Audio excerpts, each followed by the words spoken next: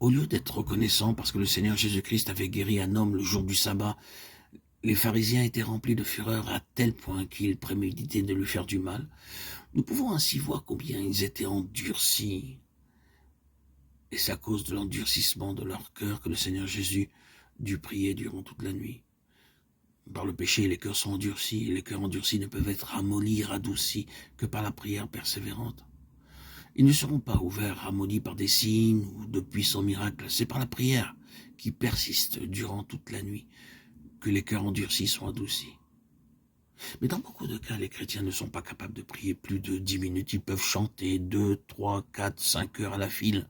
Ils peuvent prêcher durant des heures en gesticulant de leurs mains. Ils peuvent aussi donner beaucoup d'argent pour l'œuvre de Dieu.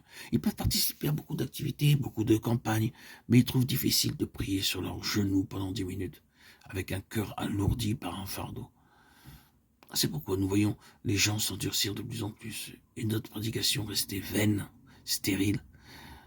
C'est parce que nous n'agonisons pas dans la gloire, dans la prière. Eh oui, notre cœur n'est pas au travail dans la prière. Nous ne pouvons recevoir cette gloire de Dieu. Eh oui, notre cœur n'est donc pas en travail dans la prière. Nous dépendons de nos propres dons, de nos talents, de notre intelligence, de notre propre sagesse.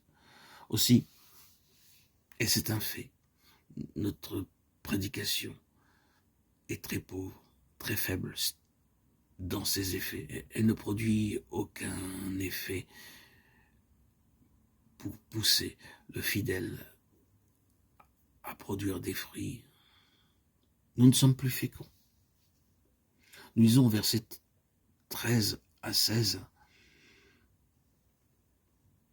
Luc 6, quand le jour parut, il appela ses disciples. Il en choisit 12, auxquels il donna le nom d'apôtres: Simon, qu'il nomma Pierre, André, son frère Jacques, Jean, Philippe, Barthélemy, Matthieu, Thomas, Jacques, fils d'Alphée, Simon, appelé le Zélote, Jude, fils de Jacques, et Judas Iscariote, qui devint traître.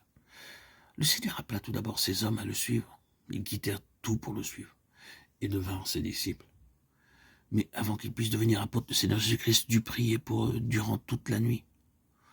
Entre-temps, ils avaient vu le Seigneur faire beaucoup de miracles, et ils demeurèrent avec lui pendant tout ce temps.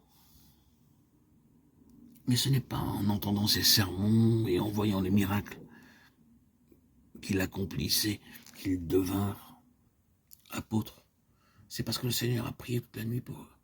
C'est par cette nuit tout entière qu'il passa dans la prière que les disciples furent préparés pour devenir ses envoyés.